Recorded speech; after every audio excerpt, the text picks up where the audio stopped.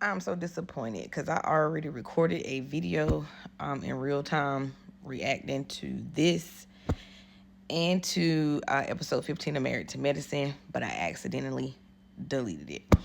So I'm not going to force myself to do all of those reactions again. I'm just going to share what happened. I still think this is completely hilarious.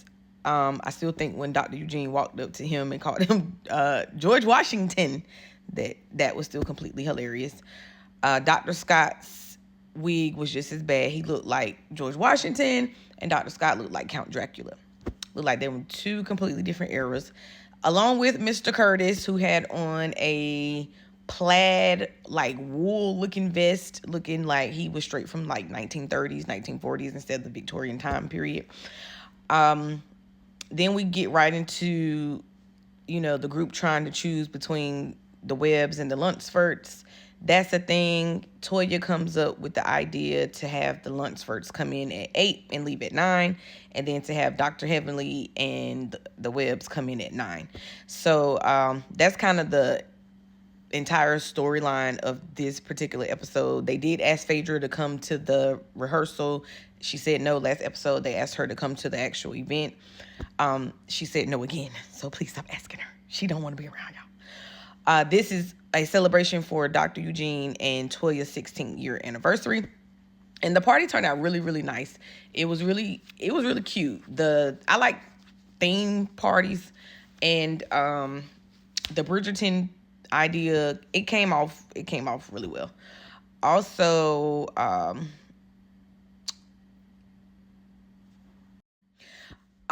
with Dr. Gregory and Sweet Tea, I do think they're a little delusional about what happens in the group and how they respond to it and who provokes and instigates. And they always think that they're the victims in every situation and not realize that sometimes they are the instigators or the aggressors.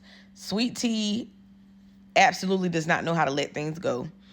And Dr. Greg, when he felt intimidated and insecure by King's presence, he instigated that entire conflict. Then went to try to take out fake charges at a police station and did an incident report to try to embarrass Quad and King, and in order to try to get them from, like coming around the group. So in essence, trying to mess with Quad's money. And so I don't like that about Dr. G. And Sweet Tea just goes along with anything that he got going. Also, Quad is always hurt. What I don't like about this group, these older ladies are just like typical older black ladies, where they expect women to cater to whatever is going on with the man. Like, they really expect Quad to cater to Dr. G's presence, to monitor herself, to fit in around him and his wife. And I don't think that's fair. And they keep telling her, well, it's not fair that, we have to choose. And she's like, you don't have to choose. I'll leave.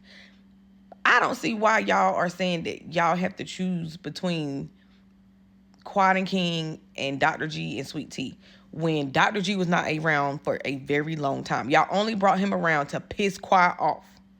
Not only that, Quad is your actual friend. The friend group and the entire show is based around women doctors. Quad is your friend. Dr. G is not. He was her husband. So he was a secondary friend. I just think the group is a little Looney Tunes when it comes to picking and choosing. And I get Toya doesn't want to lose anybody. I sometimes think Toya is a producer because she's looking at it like for the greater good of the TV show. Like, hey, we keep losing people. Yeah, and the show's already boring. This was a cute episode. But majority of this season was very much boring. So I get it. From Toya's viewpoint, she's just kind of like, we need some people. We can't run everybody off. So that was pretty much it. This entire thing. Contessa and Heavenly were good. She was adjusting Heavenly's crown, which was really, really ironic. And then we got a sneak peek of the reunion where they look good. Everybody, woo, I don't know what they did. Everybody in 4D. 4K. 4D? 4K? Everybody's in 4K. Okay? They look great. That's pretty much all I got this episode. Oh, and the story thing that Toya, I'm not sure if Toya wrote it or if Sweet Tea wrote it and Toya let her passed it out at the party. But those were absolutely ridiculous. Very much high school, very much inappropriate, very much she don't know how to get over nothing.